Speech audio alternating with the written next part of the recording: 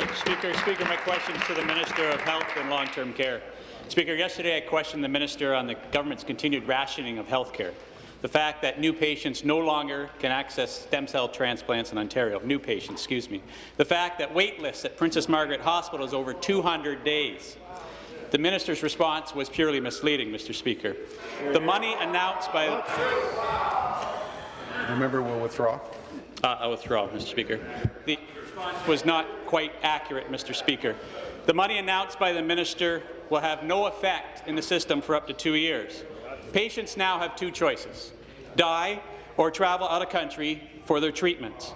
We have gone from one treatment out of country a year upwards to 202 at a cost of 2 to 3 times that of Ontario.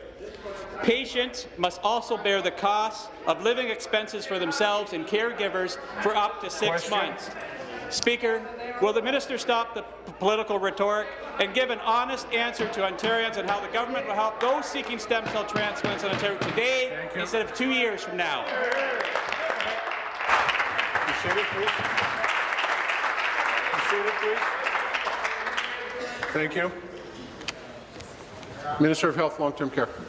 Mr. Speaker, currently there are 6 hospitals in Ontario that provide stem cell transplant. And as I mentioned yesterday, Mr. Speaker, because of technological advancements, the number of individuals who are eligible, particularly for the allogenic, which is a donor transplant for the individual, that has increased quite dramatically in this province. And that's a positive thing. It's great for the individuals, but we do realize that has led to wait lists, which we are working on in 2 different ways. The capital investments of $30 million that was announced in our budget and recently passed, which will go to increasing the number of beds and the ability for those centres to provide even more care. But we also understand that there are operational pressures, and so with CCO, Cancer Care Ontario has a responsibility working with these 6 centres. We're working with them on the capital, we're working with them on the operational, but we're also providing that option for individuals for out-of-country treatment should they so choose it, Mr. Speaker. Thank you. Supplementary.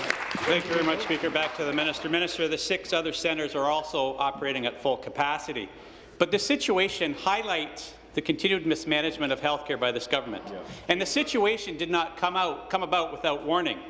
In 2008, Cancer Care Ontario released a report to this government, and it stated, and I quote, "Access to transplant services in Ontario is at imminent Deputy risk. House Leader, second time. Services in the GTA need to be augmented as there is only one program to serve the entire region." End quote. Mr. Speaker, the government ignored that warning. Now the system is broken and Ontarians are suffering.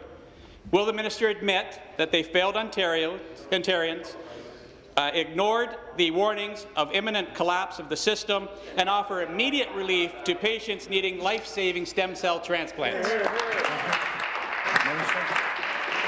So, Mr. Speaker, I think we owe it to individuals and their families who may be on the wait list to be as factual about this as we possibly can. And since that report came out, in fact, in the last 4 years, we've increased the funding for stem cell transplants in this province by 600%, Mr. Speaker, and that doesn't include the nearly $30 million investment outlined in our budget. In fact, at Princess Margaret Hospital in the last year alone, they've increased the number of transplants that take place. I know the opposition doesn't want to hear the truth, but I'm telling you, they've increased the number of transplants taking place at Princess Margaret Hospital by 25%. The conversations going back and forth, not even to the questioner or the person presenting the question, is disruptive. So stop, please. You have a wrap-up, please. So we're also working together with Cancer Care Ontario to see how we can use the network more effectively. So if there is a pressure in one location and there's opportunity in another, and there is opportunity in other centres, that we're making sure that we work as a network to make sure we allocate resources appropriately.